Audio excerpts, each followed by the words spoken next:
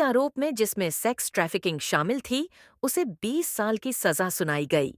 लेकिन इस मामले में सिर्फ उसी को दोषी ठहराया गया क्योंकि एप्स्टीन मर चुका था। और इससे कई लोगों के मन में एक अहम सवाल उठा। विक्रेता तो दोषी पाए गए, लेकिन खरीदारों का क्या?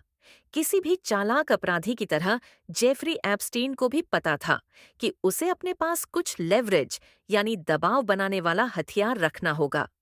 ऐसा माना जाता है कि उसने उन सभी लोगों के साथ अपनी डीलिंग्स का रिकॉर्ड रखा था, और संभवतः यही रिकॉर्ड सरकार द्वारा उस पर आरोप लगाने की मुख्य वजह बना, जिसकी वजह से उसकी आखिरी गिरफ्तारी हुई।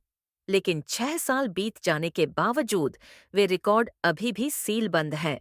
मीडिया लगातार इन फाइल्स को सार्वजनिक करने की मांग कर रहा है, और वामपंथ व दक्षिणपंथ दोनों ओर के कार्यकर्ता भी दबाव बना रहे हैं। लेकिन सरकार अब तक इन फाइलों की मामूली जानकारी भी जारी करने में धीमी रही है। और ऐसा लग रहा है कि ये फाइलें हमेशा के लिए बंद ही रह सकती हैं। यह डोनाल्ड ट्रंप के चुनावी वादों में से एक था कि वे एप्स्टीन फाइल्स को सार्वजनिक करेंगे, और समर्थकों ने इसे खूब सराहा था।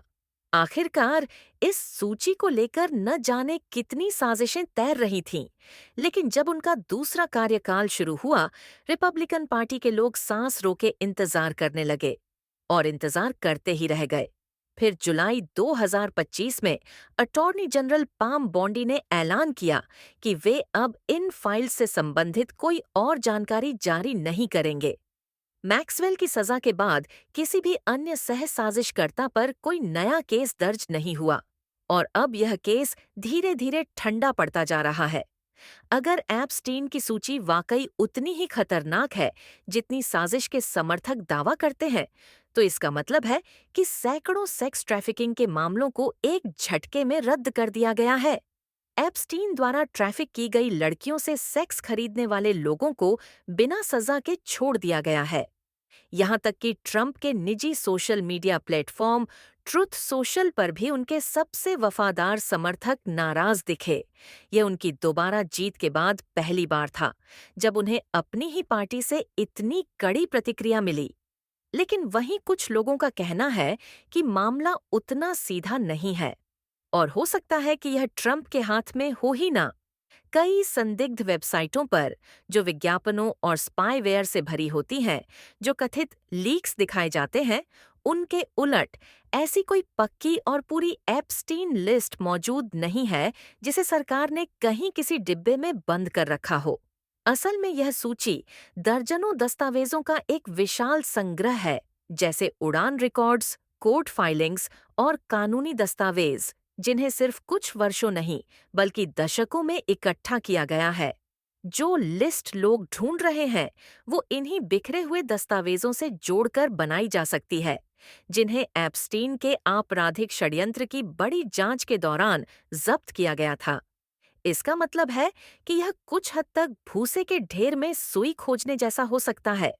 लोगों को सबसे ज्यादा जिस चीज में दिलचस्पी है, वो है फ्लाइट लॉग्स, जो इस साजिश के सबसे महंगे और रहस्यमय हिस्से को दर्शाते हैं।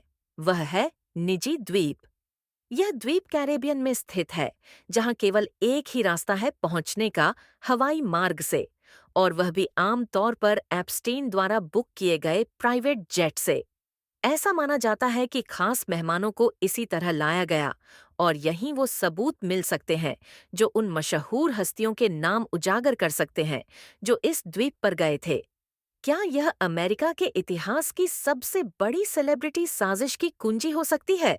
कई लोग इसका सच जानना चाहते हैं। सालों में मीडिया ने एप्स्टीन साजिश पर कई गहराई से जांच और रिपोर्ट्स की हैं, पीड़ितों से बातचीत की है, और कई नाम उजागर किए हैं। इनमें कुछ बेहद ताकतवर लोग शामिल हैं, न्यायपालिका, राजनीति और वित्तीय दुनिया से, जिनमें से कई ने खुद को बचाने के लिए मानहानि के मुकदमे भी दायर किए हैं। इससे यह मामला और भी संवेदनशील हो जाता है, क्योंकि ऐसे घृणित अपराधों से जुड़े होने का जरा सा भी शक किसी की भी छवि को तबाह कर सकता है। अखबार किसी ऐसी चीज को छापने से पहले सावधानी बरतते हैं जिसे वे साबित न कर सके, लेकिन ऑनलाइन पंडित ऐसा नहीं करते। और कई फ्रीलांस पत्रकारों ने तो खुद सरकार को दस्तावेज सार्वजनिक कराने के लिए सूचना का अधिकार आरटीआई फ्रीडम ऑफ इंफॉर्मेशन कानून के तहत आवेदन भी दिया है। लेकिन अब तक वे दस्तावेज सील ही हैं। अक्सर कहा जाता है कि कोई भी प्रचार बुरा प्रचार नहीं होता, लेकिन इस मामले में ऐसा बिल्कुल नहीं है। ये फाइलें, चाहे वो किसी भी रूप में हो, अब खुद से कहीं ज्यादा बड़ी साजिश का